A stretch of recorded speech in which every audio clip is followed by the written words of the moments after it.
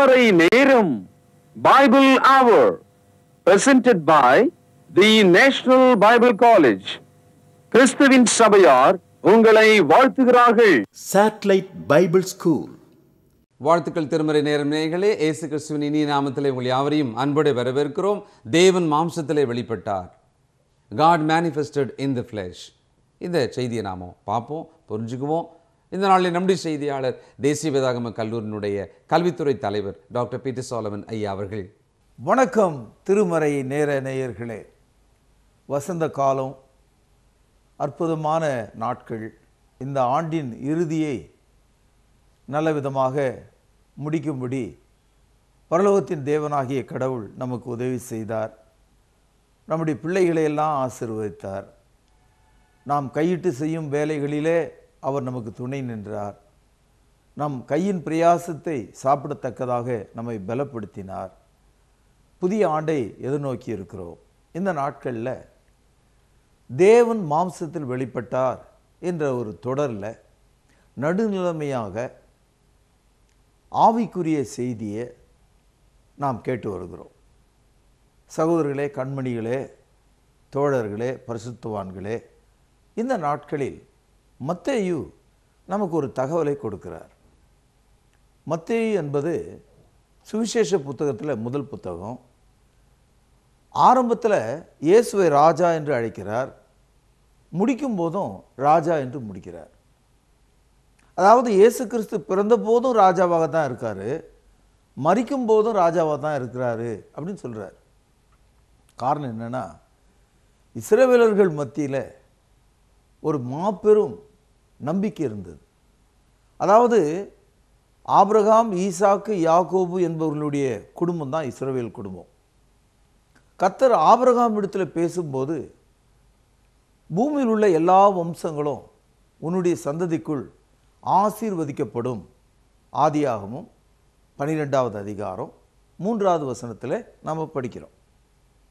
அந்த வாக்குறுதியை ஈசாக்கினுடைய வாழ்க்கையில் கூட தேவன் உறுதிப்படுத்தினார். இதை ஆதியாகமும் 26:5வது வசனத்தில் நீங்கள் படிக்கலாம். நான் உன் சந்ததியை வானத்தின் நட்சத்திரங்களைப் போல பெருக பண்ணி, உன் சந்ததிக்கு இந்த தேசங்கள் யாவையும் தருவேன். உன் சந்ததிக்குள் பூமியில் உள்ள சகல ஜாதிகளும் ஆசீர்வதிக்கப்படும் என்றார். அதாவது பூமியில் உள்ள எல்லா மனுஷர்களையும் ஆசீர்வதிக்கிற ஒரு நபராக இயேசு இருக்கிறார். அவர் வரவேண்டிய குடும்பம் ஆபிரகாம், ஈசாக்கு, யாக்கோபு, இவளுடைய பிள்ளைகளாகிய இஸ்ரவேல் வழியாகத்தான் இயேசு பிறந்தார் என்பது உங்களுக்கு தெரியும். சகோதரர்களே, தேவன் யாக்கோபிடத்தில் பேசும்போது இன்னும் கொஞ்சம் விரிவாக, பூமியில் உள்ள வம்சங்களில் எல்லா மனுஷரையும் ஆசீர்வதிக்கிறவர் பேரரசராக வருகிறார் என்ற ஒரு தகவலை அவருக்கு தருகிறார். இதை ஆதியாகமும் 49வது அதிகாரம் 10வது வசனத்திலே நாம் படிக்கிறோம். சமாதான கர்த்தர் வருமளவும் செங்கோல் யூதாவை விட்டு நீங்குவதும் இல்லை, நியாயப்பிரமாணிகன் அவன் பாதங்களை விட்டு ஒழிந்து போவதும் இல்லை, ஜனங்கள் அவரிடத்திலே சேருவார்கள். இந்த இடத்துல சமாதான கர்த்தராக அவர் வருகிறார், செங்கோல் யூதாவை விட்டு நீங்குவதில்லை.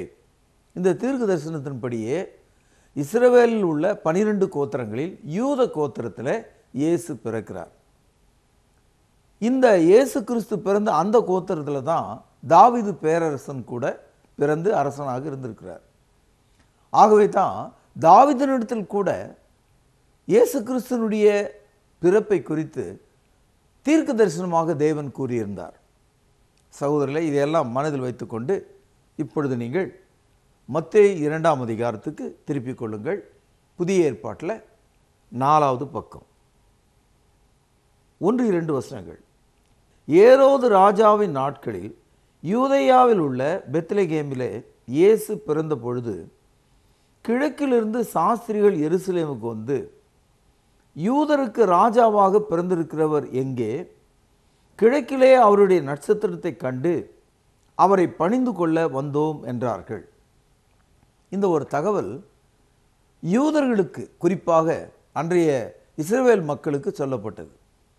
காரணம், நீண்ட நெடுங்காலமாக, ஏறக்குறைய ஒரு 1500 ஆண்டுகளாக ஆபிரகாம் மூலமாய் வரவேண்டிய அந்த சந்ததியாகிய பூமியை ஆசீர்வதிக்கக்கூடிய அந்த நபருக்காக அவர்கள் காத்திருந்தாங்க. ஒரு அரசராக, அதாவது ராஜாவாக அவர் வருகிறார் என்பது அவர்களுக்கு தெரியும். கவனியுங்கள், மத்தேயு என்ன சொல்றாரு? இயேசு பிறந்த பொழுது கிழக்கு பகுதியிலிருந்து, அதாவது இந்தியா அல்லது அதை தாண்டி இருக்கிற ஒரு பகுதியிலிருந்து ஞானமுள்ள மக்கள் அவருடைய நட்சத்திரத்தை கண்டோம், அவரை பணிந்து கொள்ள வந்தோம் என்று அவர்கள் எருசலேமுக்கு வருகிறார்கள். காரணம் என்ன? அன்றைக்கு எருசலேம் தான் தலைநகரம், ராஜாவினுடைய நகரம். ராஜா எந்த வீட்டில் பிறந்திருப்பார்? ராஜ குடும்பத்தில் பிறந்திருப்பார், எருசலேமில் பிறந்திருப்பார். இப்படிப்பட்ட ஒரு நம்பிக்கையோடு அவங்க வராங்க. எருசலேமுக்கு வந்ததனுடைய நோக்கமே அங்கே தான் ராஜா இருப்பார் என்பது அவங்களுடைய நம்பிக்கை. அவர்கள் எருசலேமுக்கு வந்து, அன்றைக்கு எருசலேமில் ஏரோது என்ற அரசன் இருக்கான், அவங்ககிட்ட வந்து அவன் வீட்டுக்கு வந்து யூதருக்கு ராஜாவாக பிறந்திருக்கிறவர் எங்கே என்று கேட்டார்கள். இயேசு பிறக்கும்போது ராஜா தான்.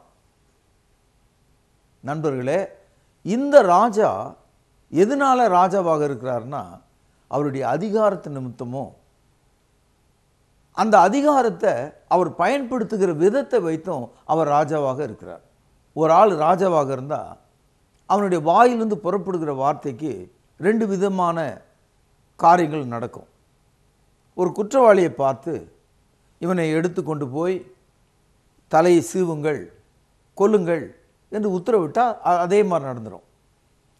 அதே குற்றவாளியை ராஜா இவனை மன்னித்து வீட்டுக்கு அனுப்புங்கள் என்று சொன்னால் அவனை வீட்டுக்கு அனுப்பிடுவாங்க. அப்போது ராஜா என்று சொன்னால் அதிகாரம், அந்த அதிகாரத்தை அவன் எப்படி பயன்படுத்துகிறானோ அதை பொறுத்தது அது. இயேசு கிறிஸ்து எப்படிப்பட்ட ராஜாவாக இருக்கார்னா, இவனை கொல்லுங்கள் என்று சொல்கிற ராஜாவாக இல்லாமல் இவனை மன்னியுங்கள் என்று சொல்கிற ராஜாவாக இருக்கார். புரியுதுங்களா நண்பர்களே? இந்த ராஜாவை நீங்களும் நானும் சந்திக்கணும். எப்படி கிழக்கிலிருந்து வந்த சாஸ்திரிகள் அவரை பணிந்து கொள்ள வந்தோம் என்று சொன்னார்களோ, அதுபோல நீங்களும் நானும் அவரை பணிந்து கொள்ள வேண்டும்.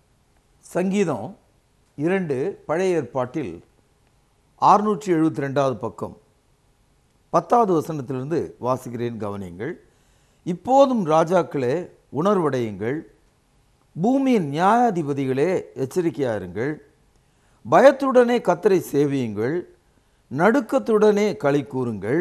கவனிங்கள், பேனால் அடிக்கோடிடுங்கள். குமாரன் கோபம் கொள்ளாமலும் நீங்கள் வழியிலே அழியாமலும் இருக்கும்படிக்கு அவரை முத்தம் செய்யுங்கள். எவ்வளோ அற்புதமான ஒரு வசனம். இந்த வசனத்தில் நாம் தெரிந்துக்கிற சில தகவல்கள் என்னென்னா, இயேசு ராஜாவாக பிறந்தபோது உலகெங்கிலும் ஒவ்வொரு நாட்டிலும் தேசங்களிலும் ராஜாக்கள் இருந்தாங்க. அந்த ராஜாக்களுக்கெல்லாம் ராஜாவாக இவர் பிறந்திருக்கார். அதனால தான் இயேசு கிறிஸ்துவை ராஜாதி ராஜா, கிங் ஆஃப் கிங்ஸ் என்று வேதாகமும் அழைக்கிறது. வெளிப்படுத்தல் 19வது அதிகாரம் 16வது வசனம், புதிய ஏற்பாட்டில் 352வது பக்கம்.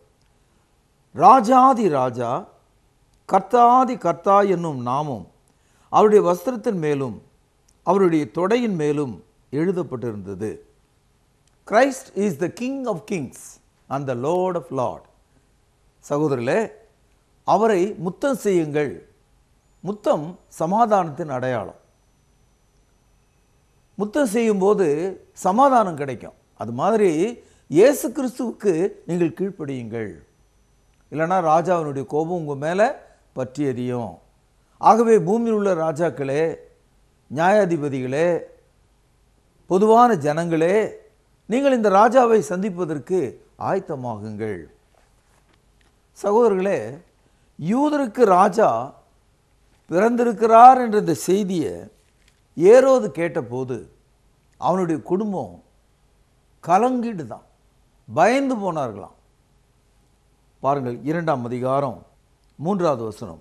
ஏரோது ராஜா அதை கேட்ட பொழுது அவனும் அவனோடு கூட எருசலேம் நகரத்தார் அனைவரும் கலங்கினார்கள். When Christ was born as a king, the entire Jerusalem, the family of Herod were troubled அவர்கள் கலங்கினார்கள். ஏன் கலங்கினாங்க? காரணம் என்னன்னா, அந்த யூதர்கள் மீது ராஜாவாக இவர்கள் இருக்கிறாங்க, ஆட்சி செலுத்துறாங்க. தன்னுடைய பதவி பறிபோய் விடுமோ, தன்னுடைய குடும்பம் அழிந்து விடுமோ என்ற கவலை தான்.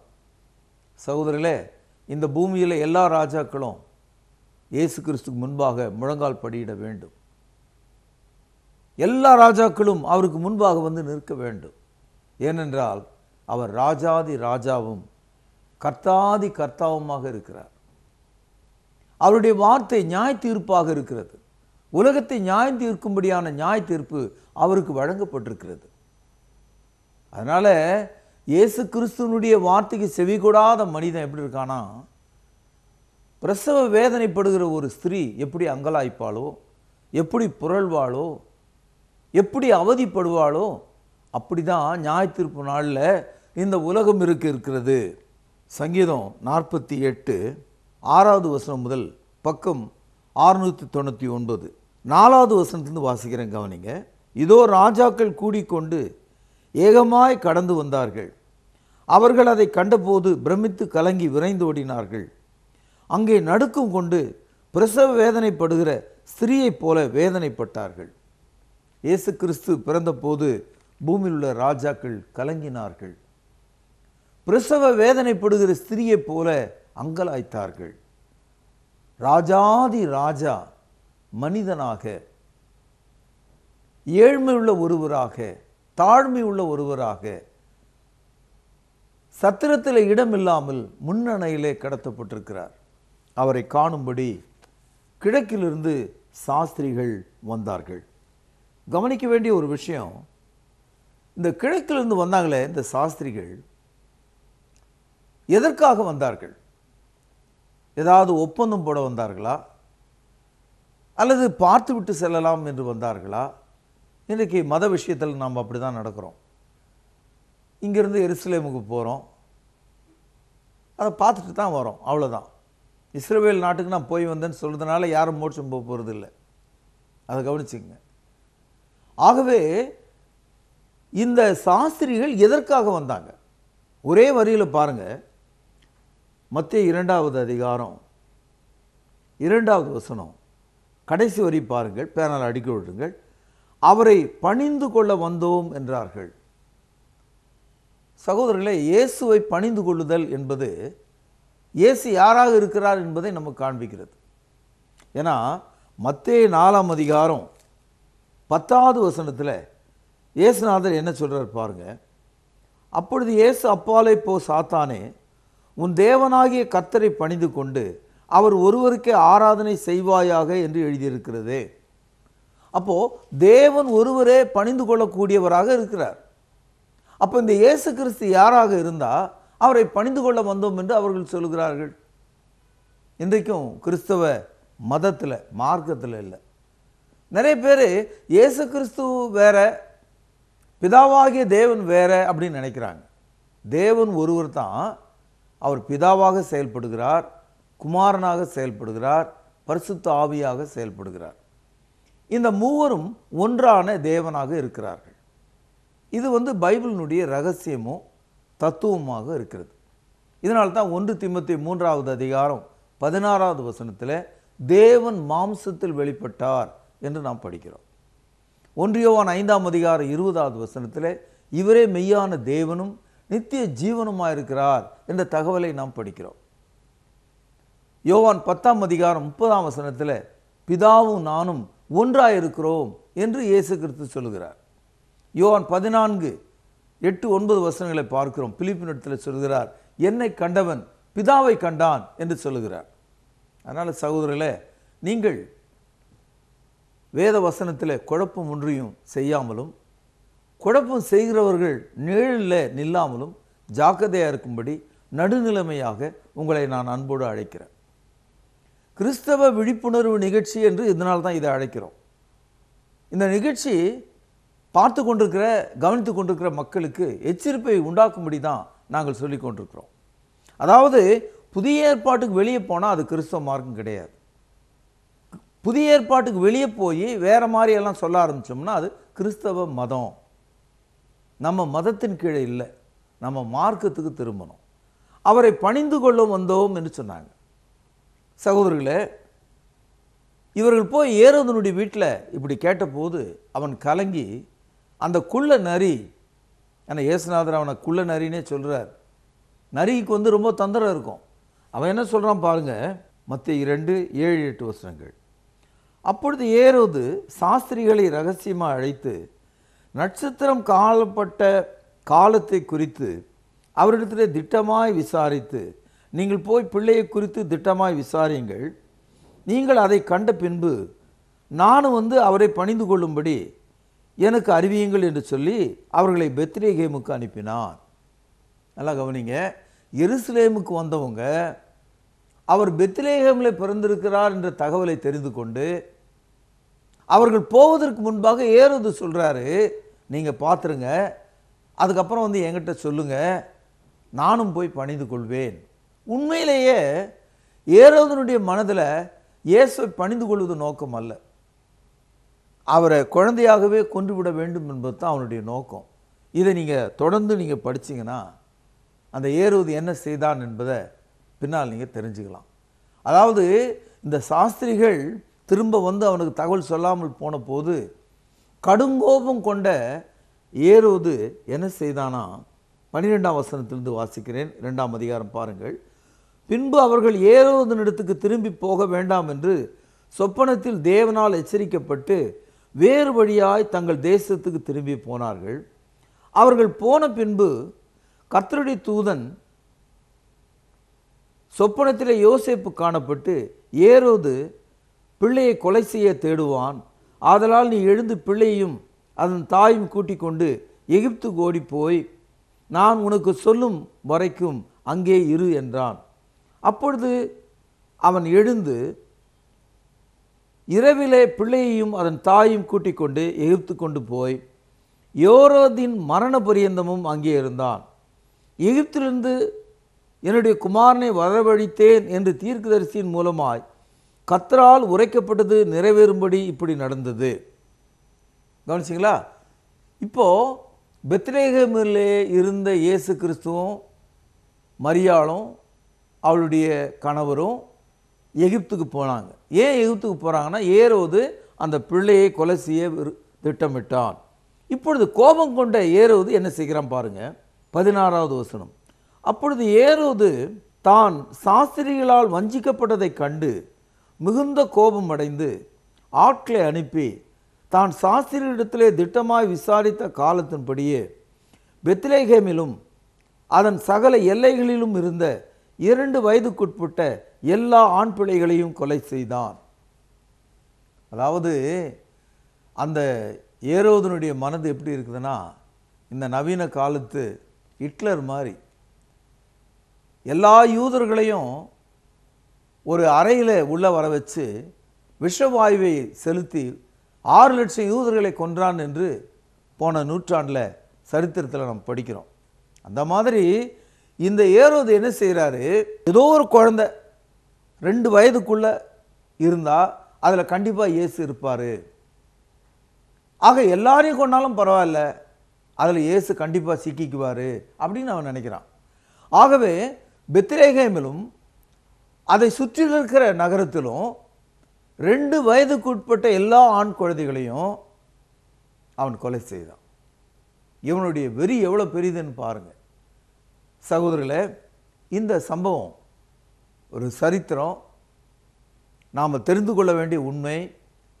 இதிலிருந்து நாம் என்ன கண்டுபிடிக்கிறோம்னா, தேவன் தமது குமாரனை பூமிக்கு அனுப்பினார் என்பது மட்டுமல்ல, அவரை எவ்விதமாக காப்பாற்றி வெளிப்படுத்தினார், அவரை எவ்விதமாக நமக்கு அறிமுகப்படுத்துகிறார். இதுதான் ரொம்ப முக்கியமான ஒரு தகவல். God is in this Christ birth. தேவன் கிறிஸ்துனுடைய பிறப்பிலே எப்படி செயல்படுகிறார் என்றதை தான் நம்ம இங்கே பார்க்கிறோம். பாலகனாகி இயேசுவை அந்த சாஸ்திரிகள் கண்டபோது என்ன செய்தாங்க, இதை 2ஆம் அதிகாரம் 11வது வசனம்.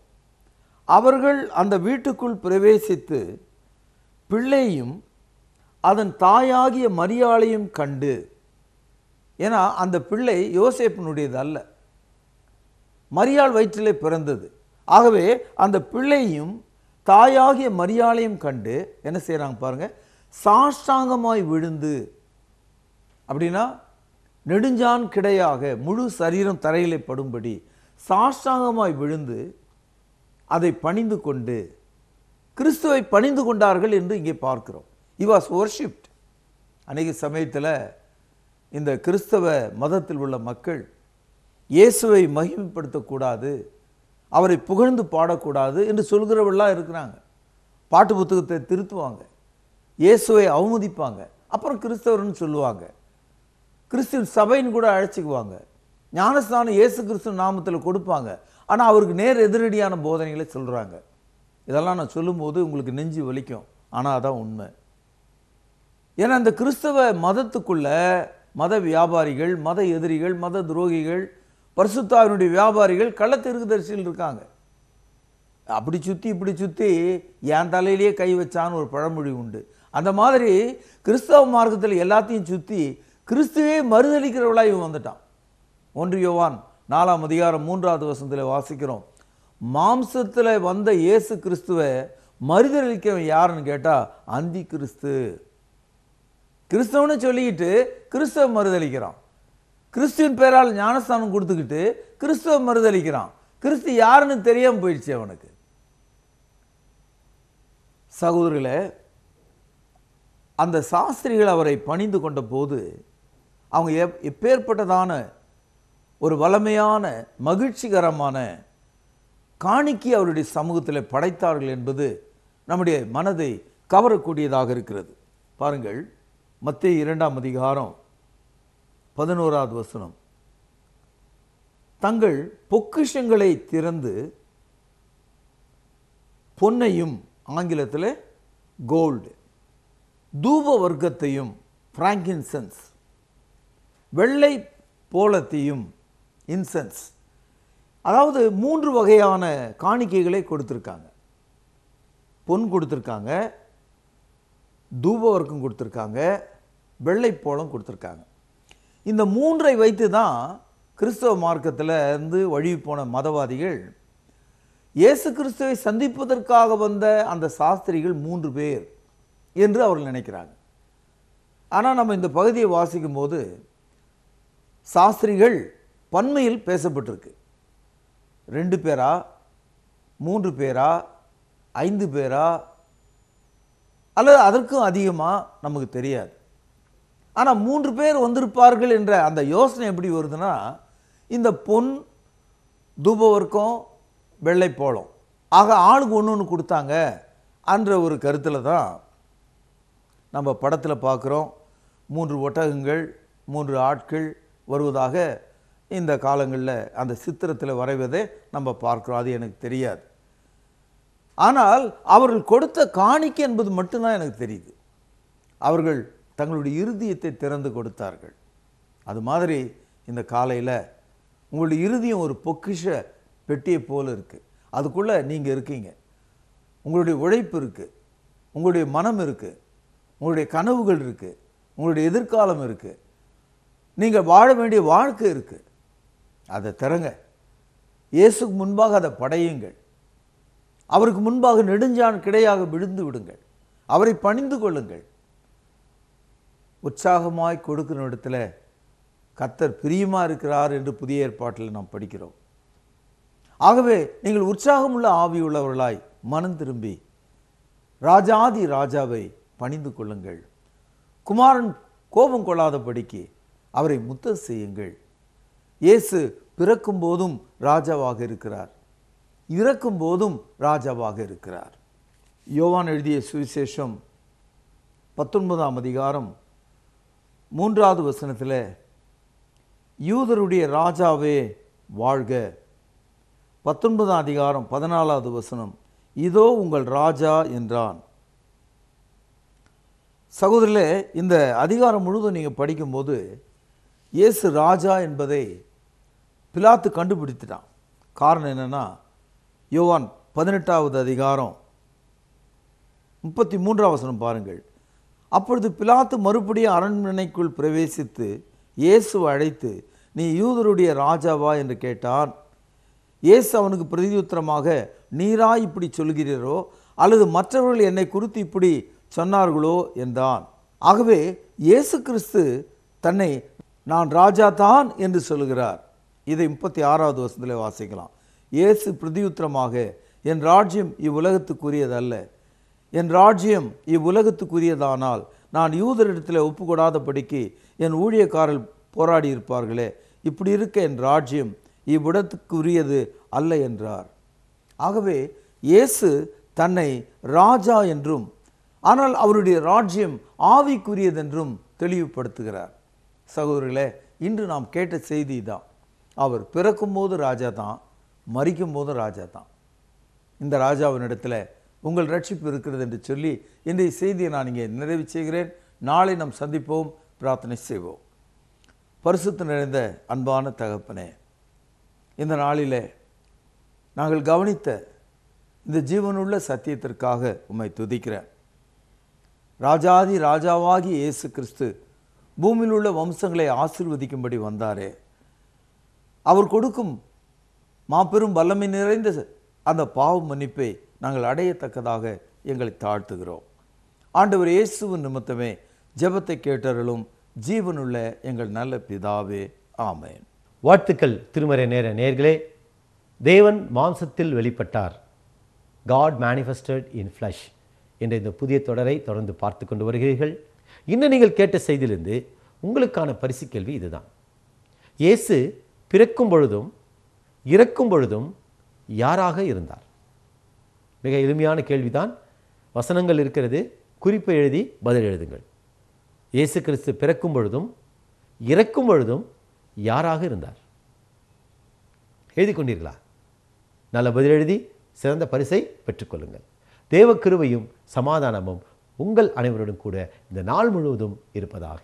அன்பான சகோதர சகோதரிகளை மீண்டும் சந்திப்பதில் நான் மகிழ்ச்சி அடைகிறேன். விசேஷமாக உங்களிடத்தில் ஒரு வேண்டுகோள், ஒரு ரெக்வெஸ்ட். என்ன அப்படின்னா, நம்முடைய பைபிள் அவர் ப்ரோக்ராம் பலவிதமான சேனல்களில் வருது.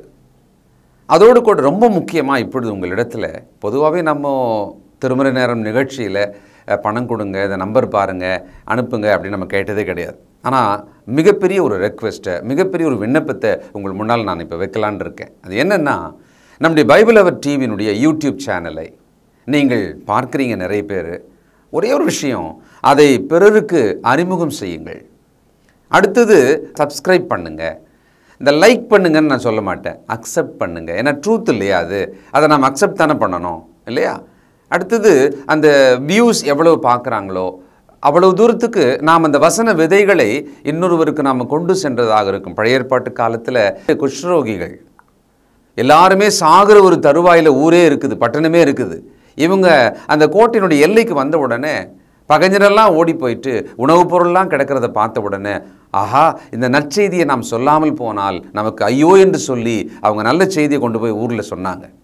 அதுபோல் இந்த சுவிசேஷம், இந்த சத்தியம், இந்த கிறிஸ்தவ விழிப்புணர்வு ஒருவர் பேச அதை மற்றவர்களுக்கு அறிமுகம் செய்கிற ஒரு வேலையை, ஒரு அந்திரியாவினுடைய வேலையை அவர் தானே பண்ணார். இயேசுவை கண்டேன், வந்து பாருங்க அப்படின்னார். அதை நீங்கள் செய்யும்படி உங்களை அன்போடு கூட கேட்டுக்கொள்கிறேன். சப்ஸ்கிரைப் பண்ணுங்கள், மற்றவர்களுக்கு ஷேர் பண்ணுங்கள், இந்த ட்ரூத்தை அக்செப்ட் பண்ணுங்கள். மற்றவர்கள் இதை அக்செப்ட் பண்ணுறதுக்கு நீங்கள் ஒரு கருவியாக, உதவியாக இருங்க. நிச்சயம் இது நிமித்தமாக இந்த சுவிசேஷ ஊழியத்தினுடைய பலனில் உங்களுக்கு பங்குண்டு இல்லையா? God bless you. தேவன் உங்களை ஆசீர்வதிப்பாராக. நன்றி. சுத்தமா திரு புண்ணிய தீர்த்தத்தினால் குற்றம் நீங்கி விட குணமாறேற்ற ஆட்டுக்குட்டி என்ற தத்தினால் மாசில்லா சுத்தமா திரு புண்ணிய தீர்த்தத்தினால் குற்றம் நீங்கி விட குணமாறேற்ற ஆட்டுக்குட்டியின் ரத்தத்தினால். தொடர்பு கொள்ள வேண்டிய முகவரி: திருமறை நேரம், 58 சர்ச் தெரு, குமரன் நகர், சென்னை 6,82,000. தொலைபேசி எண் 044255008882. செல்போன் 938550